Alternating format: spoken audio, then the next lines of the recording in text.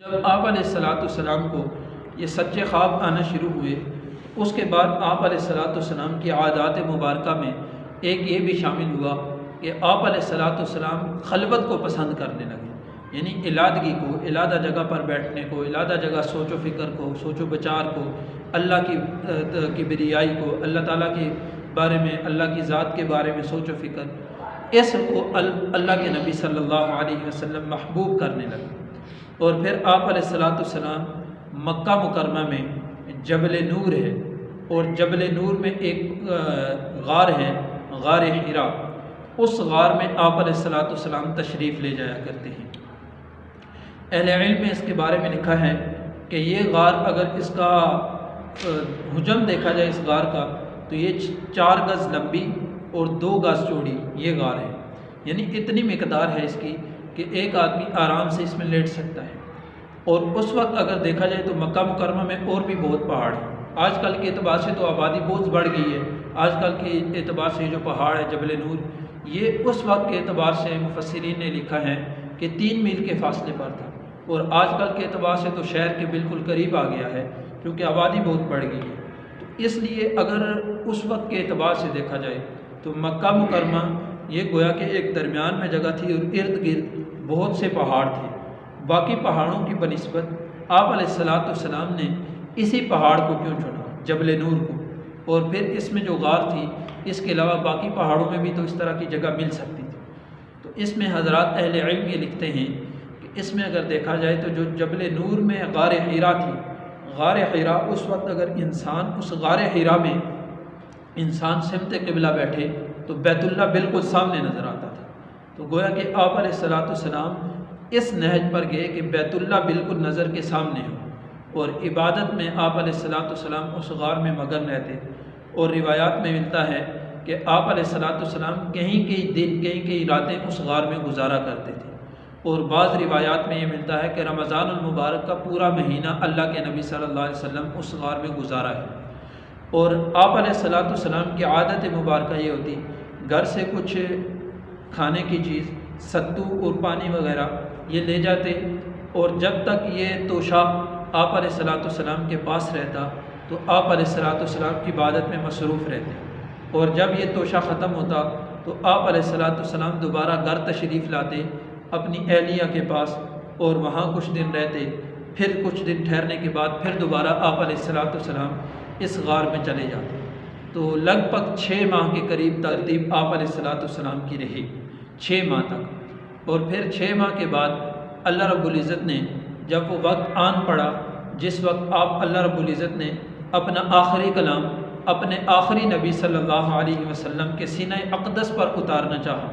تو اسی دوران آپ علیہ السلام اسی غار میں ہیں۔ اب جب یہ کیفیت شروع ہوئی کہ آپ علیہ السلام کو خوابوں کی کیفیت، اور پھر اس کے بعد آپ علیہ السلام کو تنہائی محبوب ہو گئی، تو اسی دوران آپ علیہ السلام فرماتے ہیں،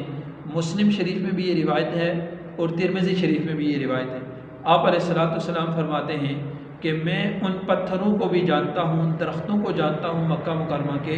ان پتھروں کو جانتا ہوں کہ جو پتھر یعنی بعثت سے پہلے مجھے سلام کیا کرتے تھے۔ تو اب آپ علیہ السلام کی یہ کیفیت کہ آپ علیہ السلام اگر کسی پتھر کے پاس سے گزرتے تو وہ پتھر آپ علیہ السلام کو سلام کیا کرتا تھا، السلام علیکہ یا رسول اللہ۔ اگر درخت کے پاس سے گزرتے وہ درخت بھی آپ علیہ السلام کو سلام کیا کرتا تھا۔ اور ایک روایت میں یہ بھی ملتا ہے کہ چونکہ اس وقت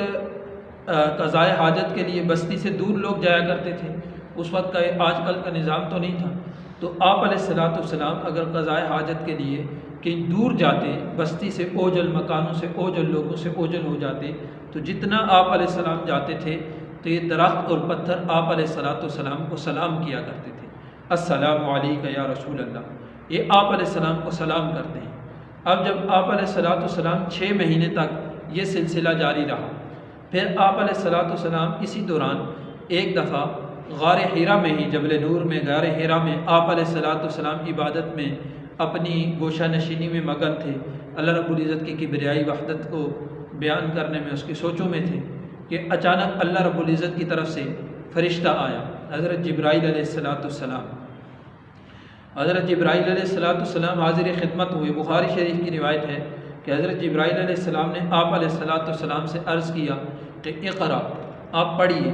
تو آپ علیہ السلام نے فرمایا کہ ما انا بقاری، میں پڑھا ہوا نہیں ہوں، کیونکہ آپ علیہ السلام کو اللہ رب العزت کی قدرت کا عجیب کرشمہ ہے کہ اللہ رب العزت نے بچپن میں، جوانی میں کسی استاد کے پاس جانے نہیں دیا۔ یعنی آپ علیہ السلام نبی امی ہیں۔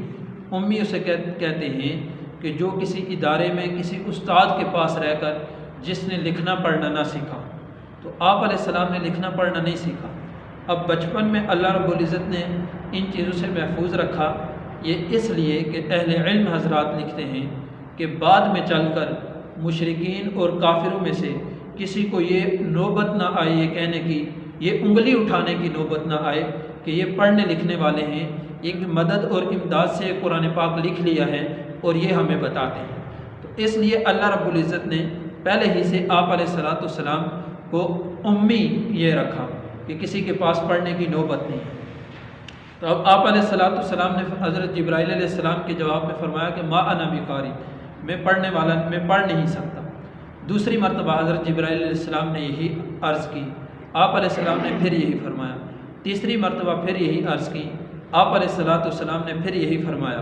اور پھر حضرت جبرائیل علیہ السلام نے آپ علیہ السلام کو زور سے دبایا، اپنے ساتھ ملا کر زور سے آپ علیہ السلام کو دبایا، اور پھر سورہ علق کی، یہ 30ویں پارے میں صورت ہے،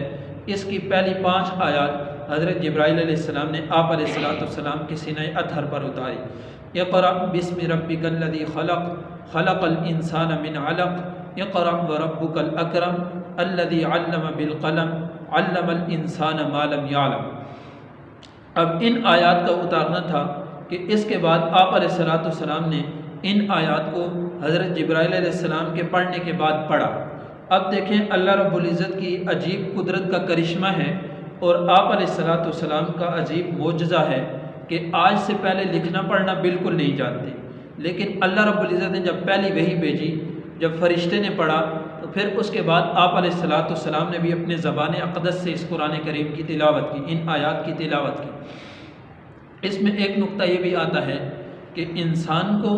اگر دنیا کی زندگی میں کوئی چیز مشکل ہو، دشوار ہو، تو انسان اپنے رب کا نام لے کر اپنے رب پر بھروسہ کرتے ہوئے شروع کرے تو اللہ رب العزت اس کو آسان فرما دیتے ہیں۔ تو یہ پہلی وحی غار ہیرا میں اتری ہے۔